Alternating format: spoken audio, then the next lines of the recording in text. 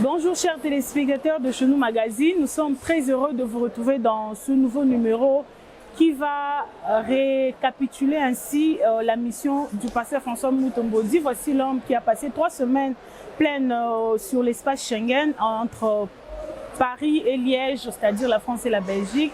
Nous parlerons également du début d'un grand service qui vient de commencer déjà ce dimanche 5 mai à la CACVH Kalembelembe et tant d'autres programmes encore. La mini-fête de Juifo, un autre programme qui l'attend d'ici peu dans la province du Kassai oriental et tout. Ça sera avec lui, vous avez déjà compris qu'il s'agit bien du représentant légal de la grande communauté des assemblées chrétiennes. Voici l'homme, le pasteur François Mutombodzi également. Voici l'homme. Bonjour pasteur. Bonjour maman. Bon retour au pays. Merci. Alors pour commencer, permettez-nous quand même de dire merci à Dieu à travers la belle mélodie avec le groupe d'adoration de la CACVH Kalembelembe. Question de dire merci à l'Éternel qui nous a gardés, qui a gardé votre départ ainsi que votre retour ici à Kinshasa. You are holy, you are holy, holy, are you Lord God, oh God, oh mighty. Holy is your name, holy is your name, holy is your name, holy is your name. Au roi vit pour toujours, et que Jésus le Fils de ton amour. Le Père, la seule raison, le Père, la seule raison de nos louanges. Ensemble avec les anges, ensemble avec les anges, dans le merveille de racheter. Chantons à l'unisson, chantons à l'unisson. Proclame sa sainteté, oh oui, sainteté à ton nom. Sans, Dieu des armées, tu es saint. Oh oui, l'honneur, la gloire, ah oui, t'appartient à jamais.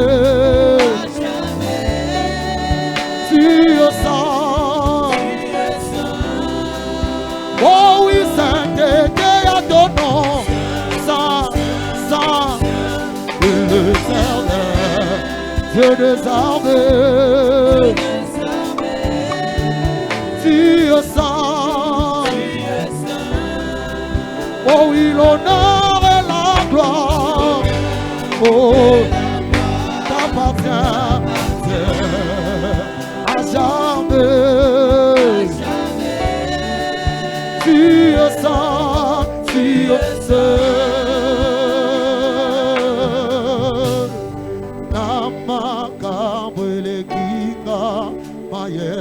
C'est moi. Mathis Sakavoa.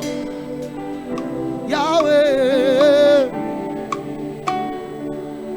Oh Yahweh. Osansamba likolo na nyonso.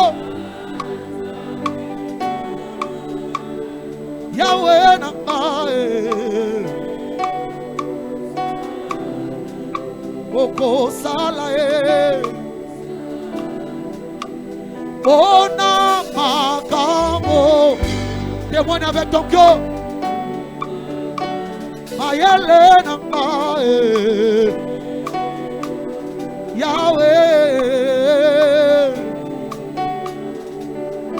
Oh Yahweh. Osansamba likolo akisi.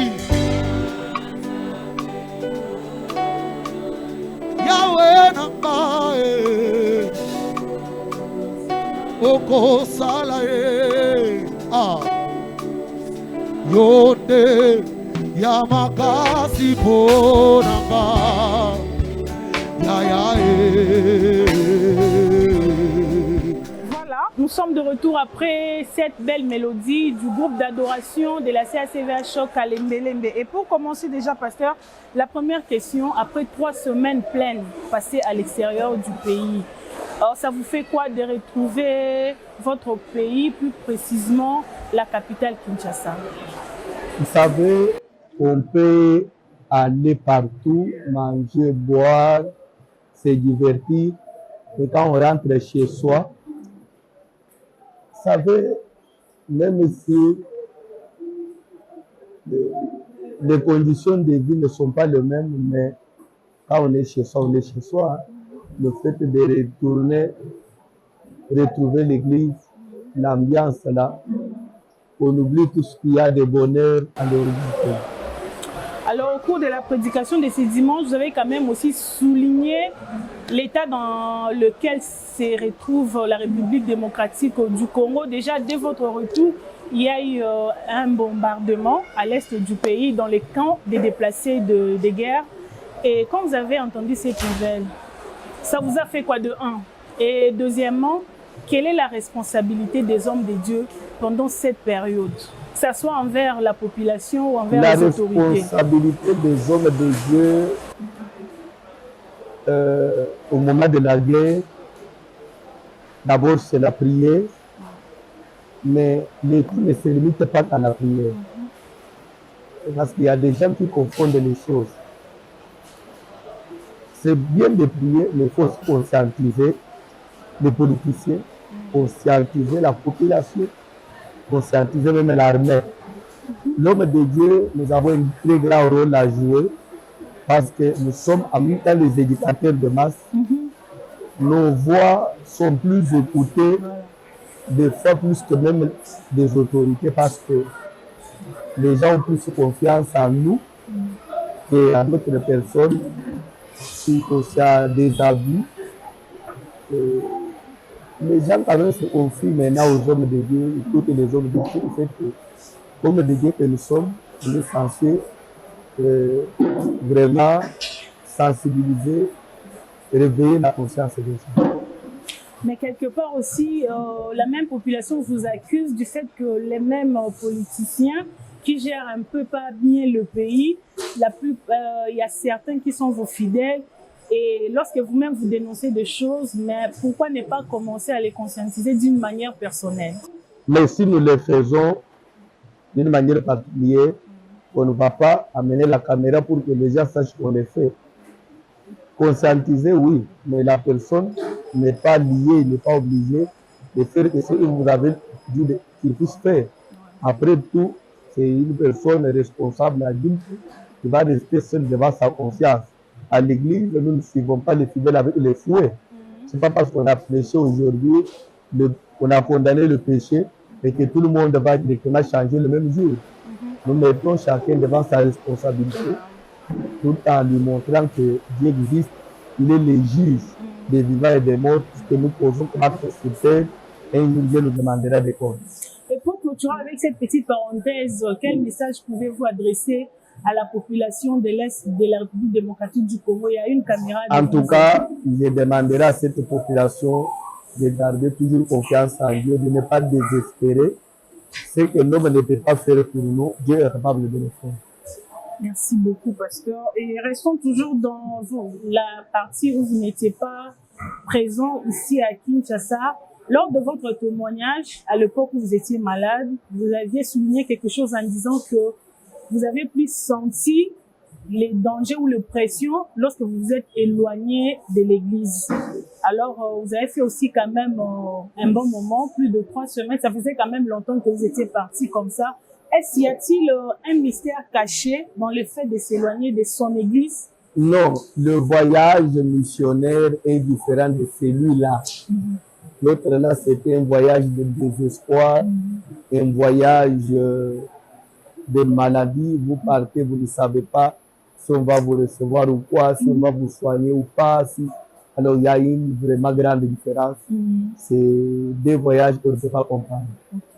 Merci beaucoup. Et la question suivante est de savoir maintenant si vous pouvez nous faire la restitution de votre mission. En tout cas, pendant 2 semaines, d'abord, la première semaine du 16 au 21, c'était le séminaire à la CACVH Paris.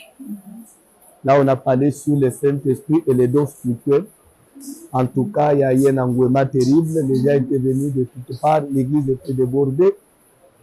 On était à Paris, mais on a eu la délégation de Londres, la délégation de la Suisse, la délégation d'Italie. Les gens étaient venus de part et d'autre, même les autres étaient venus de province. Et après, la première semaine, la semaine qui avait suivi, c'était la semaine du 25 au 28.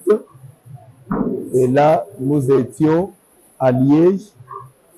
Nous avons aussi fait 4 jours là-bas. Là, on a parlé sur la bénédiction du Père. À Liège, il y a eu des gens de l'Allemagne, des gens de l'Irlande. D'autres personnes étaient venues des provinces, alliées de la Belgique. En tout cas, les choses se sont très bien déroulées. Et la 3e semaine, était consacrée au repos. Parce qu'après 21 jours de service, il fallait quand même prendre un petit temps de soufflement après, voir comment retourner. Voilà. Et nous avons vu quand même cet engouement-là, comme vous l'aviez dit, par rapport aux éditions passées que vous prêchez là-bas, surtout à Paris, là où les thèmes étaient le Saint-Esprit et les dons spirituels. Alors, comment cette population a reçu ces messages et cet engouement était dû à quoi? Ça veut dire que quelque part, les fidèles ont besoin de ce genre de prédication en dehors de la délivrance. Une chose que j'ai compris, je crois même les pasteurs de la diaspora, je crois qu'ils ont eu à comprendre, quand on donne la date avant et on fait un peu trop de bruit, ça permet aux gens, parce que l'Occident, ce n'est pas comme ici, hein. Les gens dépendent de leur travail, les gens dépendent des études, des enfants, il faut être là, il faut les suivre, il faut faire ceci, cela. Ils ont beaucoup de rendez-vous. Mais quand ils ont eu l'annonce avant, ils savent comment décaler ce rendez-vous pour répondre maintenant au séminaire. Et comme l'annonce avait été faite depuis le mois de février, pour avoir le séminaire au mois d'avril, ça peut permettre à même aux gens de prendre des dispositions. Et je crois, plus on donne le temps, plus il y aura beaucoup de monde vont répondre. Et je crois que ça nous a même vraiment inspiré. Nous aurons à en tenir compte. Mais comment ce thème a été reçu, le thème sur le Saint-Esprit, et le temps qui vous a été réparti, pendant ce temps-là, vous avez pu quand même donner l'essentiel du message? Ce n'est pas facile de parler du Saint-Esprit pendant 6 jours. Saint-Esprit, les dons spirituels. Le fait que transforme, il y a une matière vraiment terrible. Et les dons, mais on a fait l'essentiel et on a tout condensé pour donner l'essentiel du message, les grandes lignes, pouvant permettre aux gens de bien comprendre la matière. Un autre fait au cours de votre séjour à Paris, c'était quand même cette visite-là du prophète Denis Lessi, qui est votre aîné dans la foi, qui a suscité quand même quelques bruits lorsque les gens ont vu des images. Alors, pouvez-vous nous donner tous ces détails? En pleine prédication, on m'a dit qu'il était dehors. Bon, on l'a accueilli, c'est un homme de Dieu. Il est venu, il a assisté aussi au séminaire. Il nous a fait cette surprise-là. Que Dieu le bénisse. En tout cas, c'était bien. Merci beaucoup. Et quelle est la santé de ces assemblées, que ce soit en France, que ce soit à En tout cas, les images peuvent parler. Comme moi, je n'ai rien à commenter, mais les images peuvent témoigner. En tant que représentant légal de cette grande communauté, un mot à ces hommes de Dieu qui se donnent quand même. Je les aime, je les encourage. Je continue à les soutenir dans ma prière parce qu'ils font du bon travail. Je prie pour que Dieu les amène encore plus loin. Voilà. Merci beaucoup, pasteur. Et nous allons passer directement à ces grands services qui viennent de commencer déjà ce dimanche 2 mai 2024 à la CACVH Kalembelembe, qui a pour thème. D'ailleurs, le service a commencé, la prédication a commencé à la veillée de vendredi. Les thèmes et la coutume et ses conséquences. Après un grand service de 21 jours, qui avait aussi une part de délivrance dedans, vous reprenez, c'était le monde des esprits. Et là, vous nous amenez directement à la coutume pasteur. Monde des esprits, je crois l'avoir annoncé, c'est, je dirais, c'est comme on dit monde. C'est tout un monde. Il y a beaucoup de choses. Et j'avais dit, nous allons commencer à suivre cet enseignement en termes de modules pour un peu avancer parce que si on dit rassembler le temps pour parler au même moment de tout avec d'autres programmes, c'est impossible. Mais cela n'empêche, s'il y a une autre inspiration, que nous puissions en tout cas aider le peuple de Dieu, édifier le peuple de Dieu avec. Un abonné de chez nous magazine qui avait suivi la prédication à la grande veillée, qui a envoyé une question pour dire que Maman Bert demande un peu au pasteur en quoi la coutume est-elle mauvaise du fait qu'il n'y a aucune société qui peut fonctionner normalement lorsqu'il n'y a pas de lois établies. La coutume est mauvaise le fait qu'elle est sacrée. La coutume est mauvaise du fait que nous croyons au monde, nous croyons dans la coutume, on croit aux ancêtres qui sont des esprits des morts. La Bible dit un peuple ne consultera-t-il pas son Dieu, s'adressera-t-il aux morts pour que le mort vienne à son secours. Nous, on a pour secours l'éternel. Quand les gens commencent à partager déjà leur foi en dehors de Dieu, croire encore en d'autres puissances de l'idolâtrie, ça devient satanique et diabolique. Mais qu'est-ce qu'on peut retenir de la prédication de ces dimanches, du fait que vous êtes entrés quand même en profondeur, en allant de tribus, parlant des clans qui peuvent, qui ont le pouvoir, qui peuvent hériter du pouvoir coutumier ancestral. Qu'est-ce qu'on peut retenir? Oui, si j'ai abordé ce sujet, c'est d'abord pour apporter un peu cette lumière-là. Souvent, nous avons des prophéties qui disent oh non, voyons, il est des chefs coutumiers, la famille des chefs coutumiers, de la lignée telle. Il y a des gens qui pensent qu'être de la lignée des chefs coutumiers, c'est ce qui est plus grave, mauvais. Quand on n'est pas de cette lignée-là, c'est qu'on est avantagé. Non, chez le diable, il n'y a pas d'avantage. D'un côté ou d'autre, le diable est là. C'est pourquoi ce n'est que l'introduction. Et les gens nous suivent encore demain après-demain. Ils auront vraiment des exemples précis. Et en parlant de ces thèmes sur la coutume, vous visez quoi? À abolir catégoriquement le loi ou à franchir une certaine étape dans la délivrance? En tout cas, il faut qu'on suive d'abord l'enseignement pour répondre à cette question. Voilà, nous allons suivre quand même un extrait de cette belle prédication, question de clôturer ce chapitre. Et nous allons prendre votre agenda par rapport au reste du jour de ces mois de mai et pourquoi pas aussi le mois de juin. C'est parti. Lieu. La coutume, c'est quoi? La coutume, de par définition scientifique, c'est l'ensemble des habitudes. Amen. Alléluia. L'ensemble des habitudes léguées par les ancêtres. La coutume, c'est une mode de vie héritée des ancêtres. Ça, c'est ce qui est scientifique. Mais ce qui est spirituel, il y a des définitions scientifiques et spirituelles. La coutume n'est pas seulement mode de vie hérité des ancêtres, vous devez ajouter l'ensemble des habitudes sacrées. Mode de vie sacré. Dans la spiritualité, on ajoute sacré. Sacré, ça veut dire ce qui a été dédié aux divinités. Vous comprenez? Ce n'est pas seulement les habitudes, mais des habitudes sacrées qui ont été dédiées aux divinités. Parce que si vous suivez bien là-bas, même lui avait peur de la coutume. Là-bas aimait bien donner Rachel, parce que c'était aussi sa fille.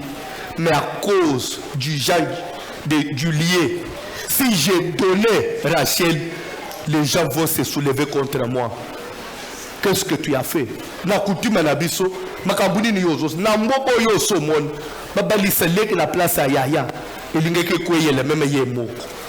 Coutume, ce sont des habitudes où il y a commis au bangis. Cette habitude de commis au bangis, ce n'est plus une habitude ordinaire, ce n'est plus une mode de vie ordinaire. Pourquoi il y a commis au bangis? On a keba, on y habite pas na biso, on habite na famille na biso.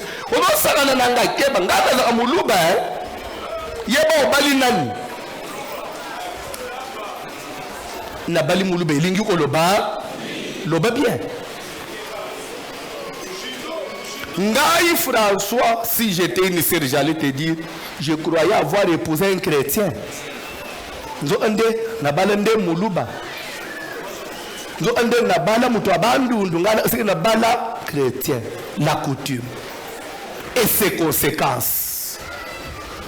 N'est qu'au début et la suite c'est au numéro 72 de l'avenue Kalembelembe dans la commune de Kinshasa, tous les jours du lundi à vendredi et les dimanches avec le pasteur François Mutombo dit Voici l'homme. Alors pasteur, nous allons quand même prendre votre agenda par rapport à certains programmes qui nous ont été déjà communiqués et le plus proche c'est votre descente à Mbujimayi chez les bishops Kobin Chibanda. Le programme avant c'était du 6 au 12. Mais après, il y a eu une petite modification. Le peuple kassaïen vous suit. D'abord, nous présentons nos excuses à l'Église, au peuple de Dieu et à l'homme de Dieu en particulier, parce qu'on avait déjà donné notre aval, mais il y a eu une urgence. Je dirais une urgence. Par rapport à notre enfant qui doit terminer ses études, on est censé être là, surtout que l'aîné, quand il a terminé, on n'était pas au pays, on était pendant la période de notre convalescence. Et c'est vraiment difficile que ça puisse se passer. C'est pour ça qu'on a dû demander cette petite modification. Nous présentons nos excuses au peuple de Dieu parce que l'Église est sacrée. Il faut respecter l'Église. Et je signale déjà aux enfants de Dieu de Mbushima, aux Kassaïens, tous ceux qui nous attendent déjà dans la ville de Mbushima, que nous serons là. À partir du dimanche 19, nous allons cette fois-ci commencer un dimanche. Dimanche 19 jusqu'au dimanche 26 mai. Nous serons dans la ville de Mbujimayi, précisément à la communauté Centre Hébron, qui est dirigée par le bishop Kobin Chibanda. Et je crois que on n'est pas nouveau là-bas, on est déjà habitué. Surtout qu'il y a eu vraiment de bons échos, de bons retours. Après, c'est notre maison. Nous n'allons pas comme des étrangers ou soit quelqu'un qui ne connaît pas le lieu, mais nous allons à un endroit donc on est déjà où mettre le pied. Voilà, et le prochain programme, ça sera ainsi la mini-fête de Juifs du 2 au 9 à la CACVH Kalembelembe. Je pense que c'est la 2e édition. On a regardé du côté des choix des orateurs, pas de modifications. Ça va rester comme ça? Ça va rester comme ça du 2 juin au 9, de dimanche à dimanche, 8 jours, avec les mêmes orateurs de l'édition passée. Voilà, merci beaucoup, pasteur. Nous espérons avoir balayé l'essentiel de l'actualité du représentant légal ainsi que l'Assemblée de Kalembelembe. Un grand merci pour votre participation dans l'émission d'aujourd'hui. Et je vous dirais aussi merci, Maman Berthe, ainsi que notre magazine chez nous, magazine, pour ne pas se répéter, et pour votre accompagnement, parce que partout on passe, chez nos magazines, on nous accompagne, et les enfants de Dieu sont édifiés comme s'ils vivaient l'événement sur place. En tout cas, soyez bénis pour tous ces sacrifices-là. Merci. Amen, papa. Et nous sommes arrivés à la fin. Un mot au peuple de Dieu qui nous suivent, à tous ces téléspectateurs de Chez Nous Magazine, et mot de la fin pour l'émission d'aujourd'hui. Je ne dirai pas mot de la fin parce que ce n'est pas encore la fin, nous continuons. Mais ce que je peux dire, je vous aime bien. Restez branchés, scotchés, cimentés à Chez Nous Magazine pour être informés de tout ce qui se passe dans le ministère du pasteur François Mutombo Voici-L'Homme, connaître son agenda et être vraiment à la lettre. Merci. Merci, pasteur. Merci, chers téléspectateurs. Il est temps de libérer les représentants légaux. Nous allons revenir tout à l'heure pour parler de la jeunesse chrétienne VIP Voici-L'Homme.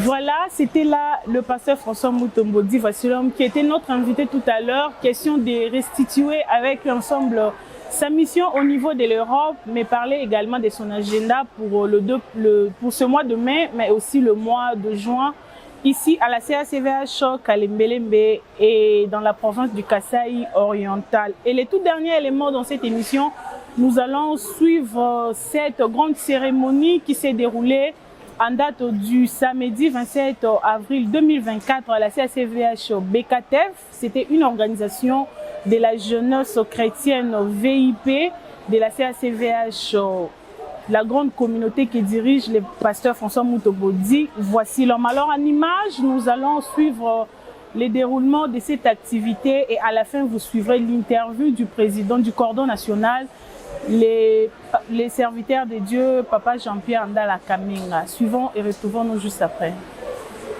Merci maman pour la mutuna nayo.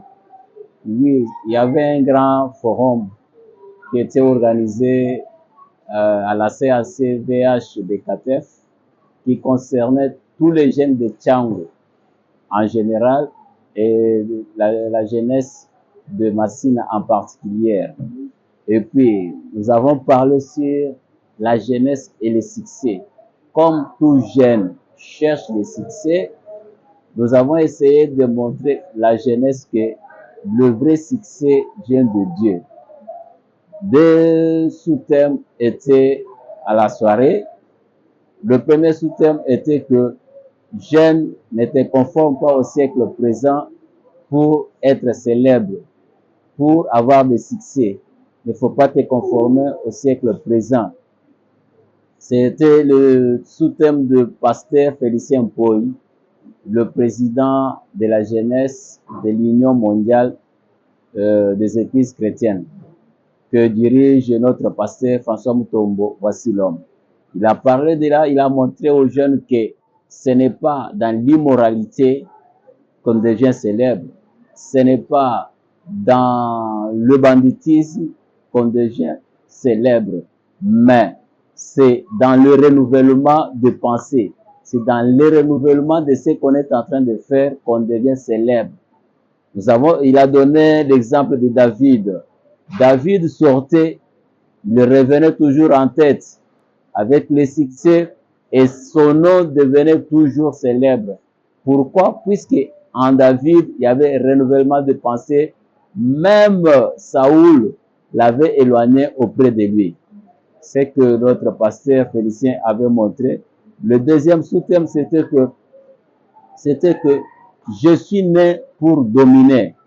Pour dominer, nous avons essayé de montrer à la jeunesse que le verbe dominer est sorti pour la première fois dans la bouche de Dieu.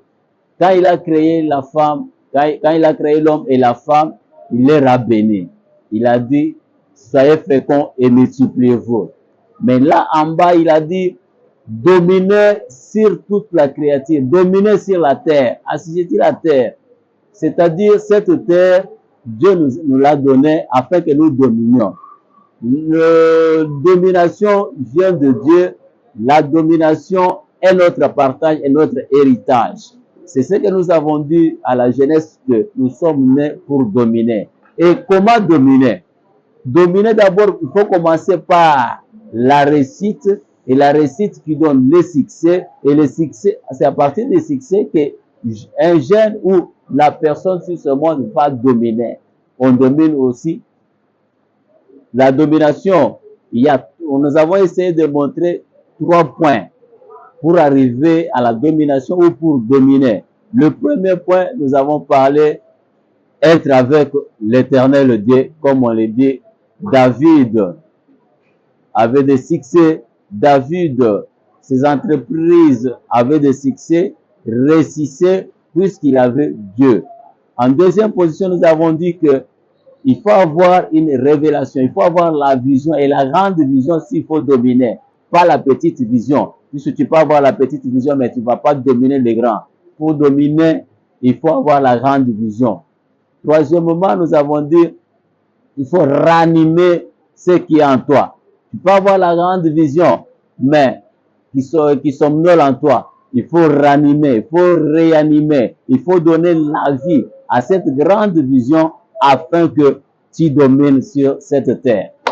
La prochaine étape, nous serons à la CACVH Pomatete, où nous serons avec la jeunesse le 25 mai. Le 25 mai, ça sera un samedi. Nous serons là. Nous sommes en train de préparer un grand rendez-vous avec Voici l'homme, où nous avons dit la génération de David. Voici l'homme face à la jeunesse de Tchang sur le terrain de Massina Bekatef. C'est ce que nous sommes en train de préparer avec la volonté de Dieu et son appui pour que nous soyons là pour une célébration avec la jeunesse. Merci, maman.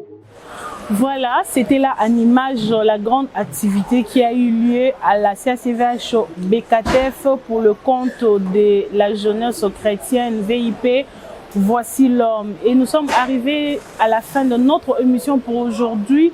Nous vous donnons rendez-vous déjà la semaine prochaine pour un nouveau numéro et de nouveaux éléments. Entre-temps, si vous nous avez suivis, c'est mardi sur la RTVH. On se retrouve le vendredi à partir de 22h pour la rediffusion. Mais entre-temps, restez branchés sur notre page Facebook Chenou Magazine pour des amples messages, pour l'actualité du jour au jour, mais également sur notre chaîne YouTube Voici l'homme télévision. Un grand merci au représentant légal qui est aussi les visionnaires de Chenou Magazine.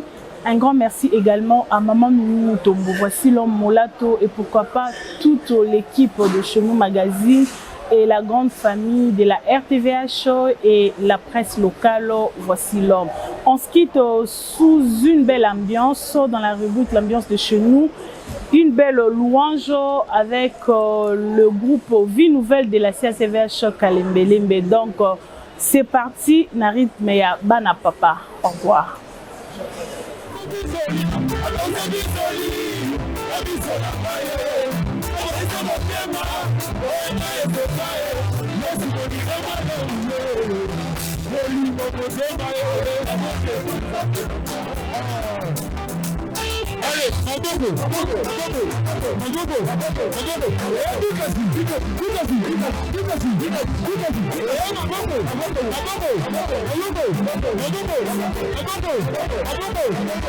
Allez,